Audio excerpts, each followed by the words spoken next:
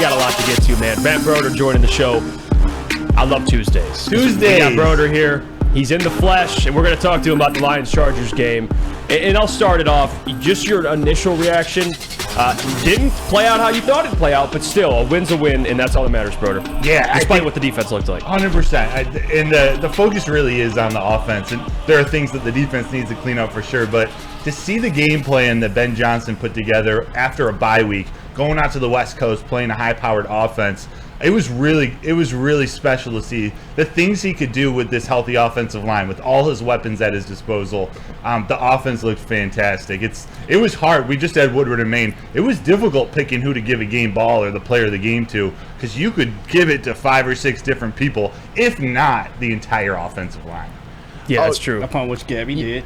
Hey, speaking of this offense and this offensive line, I would say personally, and this is just my opinion, that even though their offense has been great this whole season, even though these players are emerging superstars, I would say that in the Chargers game, both Penei Sewell and Amon-Ra St. Brown had their best games of the entire season, which was absolutely unbelievable. Do you think there's any chance that both of them make first-team All-Pro this season? That's a serious possibility. First team may be difficult. Maybe difficult more for Amon-Ra St. Brown, but they both should be in the All-Pro discussion. And if not, a second, is there third team All-Pro? They should. No. There aren't, but there might be 6 receivers. They should definitely be in consideration. Amon-Ra St. Brown has to be in that conversation as one of the top 5 or 6 receivers in the entire league. And Penei Sewell, you can't say enough good things about him. The dude is a warrior. Yeah, he is. And he just continues to just push that offensive line forward. If you just watch him closely in that game on Sunday, he had a special performance. Yeah, he did. And Penei Sewell, man, I think him and Amon-Ra St. Brown, probably the easiest contract extensions you can get done. Give it to him now. Yeah, like right at this moment. Well, I want to ask you, because you mentioned it, and you gave credit to Ben Johnson after a bye week in his game plan. Well, you look at the opposite side of the ball after a bye week, it didn't look great. And I'm not going to come out and say, like a lot of people, not a lot, but there's some people, fire Aaron Glenn this. I don't think it's at that point. No. But your thoughts on the defense, and also not just the defense, the lack of pressure. I know there was no sacks in the game, so people could say, well, the Chargers didn't get a sack, and they have better talent on their defensive line. But to you, that Chargers offensive line ain't great pass blocking, and they didn't get pressure really besides Aiden Hutchinson. But your thoughts on the lack of pressure in the defense overall? Yesterday. We wanted to see a little bit more pressure. It's hard looking back on a win. They came together when needed, and the team managed to escape with a win. But as this team, as fans, as media start looking towards the playoffs, we wanted to see a little better performance, especially out of that defensive line against a good team, against a good quarterback, regardless of if their offensive line is strong or not. And it just didn't seem like they could affect Justin Herbert enough. And I don't know, there aren't many teams that could slow down the Chargers offense on Sunday, but they didn't do anything to really affect Justin Herbert, and that is worrisome. I don't think Aaron Glenn had his worst game of his career of the year. It wasn't as bad as it looked, but that pressure that the defensive line wasn't able to get, it's troublesome when you start thinking about going against the Eagles, the 49ers, whoever they see in the playoffs. They're going to need to do something to disrupt those quarterbacks, disrupt that offense. There were some good things. I mean, the rush defense, I think it was their best rush defense game, at least ranked by PFF of the season, and they did some good things. That Kirby Joseph interception, that one takeaway was huge, but there are a lot of improvements that they need to really compete for a Super Bowl. They got to improve. And I'm glad you said that. And real quick, I just want to kind of, on top of the question I just asked, it kind of goes to what you just said too. It goes back to the quarterbacks they face, right? You got Mahomes on the road, and the game was close, and I'm not trying to be negative Nancy, but Kadarius Toney dropped a ton of footballs. Yeah. So, and then you played Lamar Jackson. We know how that turned out. Of course, it was a complete meltdown, not just defensively, but defense didn't look great either. And then you play Herbert, and the defense didn't look great. Is it fair to be concerned as a Lions fan, if you're talking top of the NFC, you're talking Jalen Hurts, Brock Purdy, that if you want to make it far in the postseason, this defense is to get it together against better quarterbacks than Desmond Ridder? Yeah, I think that's fair. I think it's fair. I believe that these coaches will be able to develop some of these players, but that's totally speculation. That's totally, excuse me, we haven't seen it yet. We need the Josh Pascals to step up, the Charles Harris. We need James Houston to come back healthy and actually go get the quarterback, not mess around in coverage. there are a lot of things that this defense needs to improve on. Amongst the good things that some of them are doing, Cam Sutton didn't have his best game. Right. Had some costly penalties at big moments, but there's a lot of good to take away, but there are improvements that need to be made.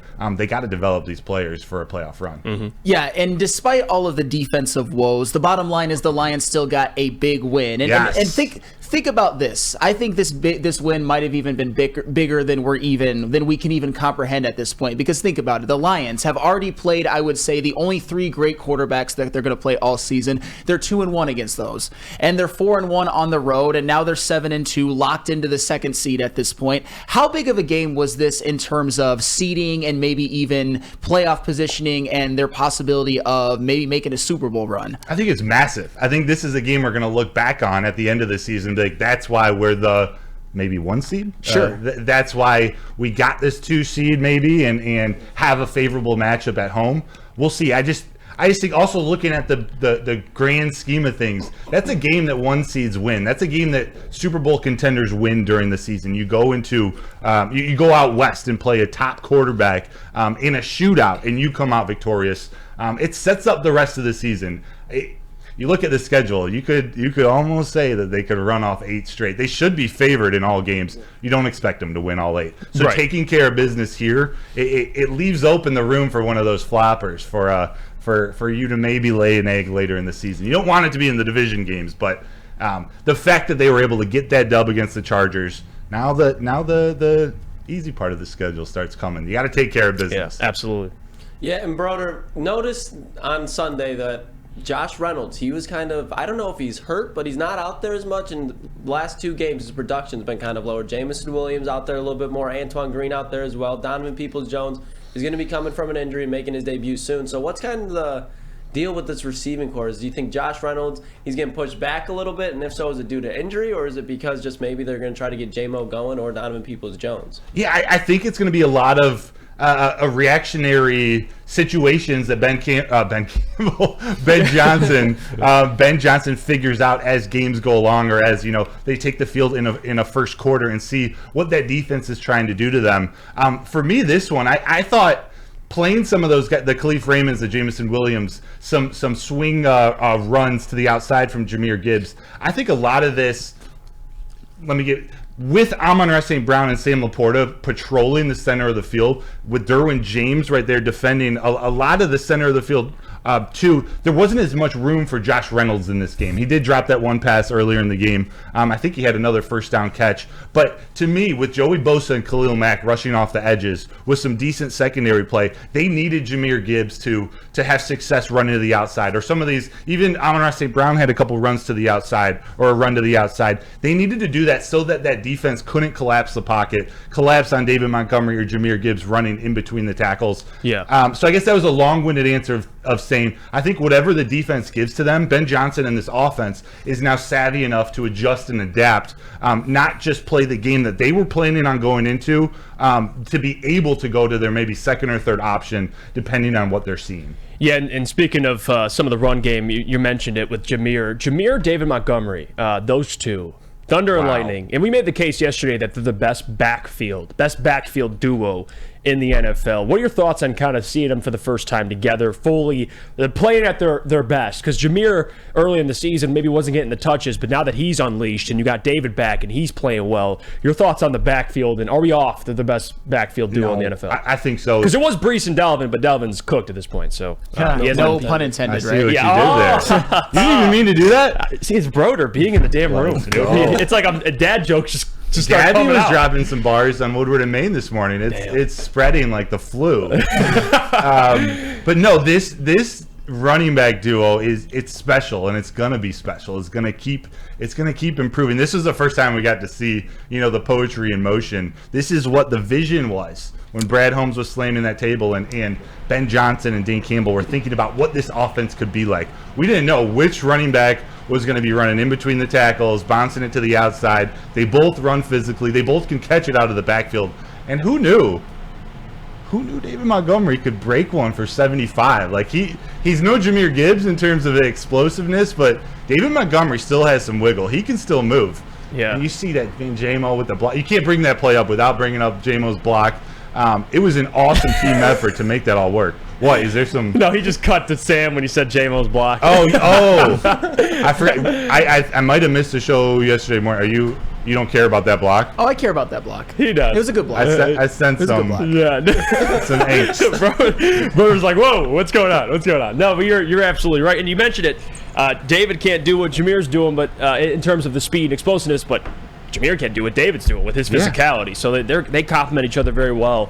And when you have an offensive line like that, it makes things a lot There will smoother. be games where David Montgomery does rush the ball for 30 times again. They just realize this is what we need to do to win. But I think their blueprint for success, especially in the playoffs, especially against other high-powered offenses, is to use these two all over the field in a lot of different ways. Create those mismatches, open up the field for the St. Browns and Laportas. All right, thank you, Matt Broder. You're the man. If you want to stay for a little bit longer, we're going to ask this question. I hear something's happening. I'll stay. Yeah, okay, it's gonna get heated. It's gonna get very. I heated. gotta see this up close and and personal. I want the people, because I can't wait because we haven't really shared this yet.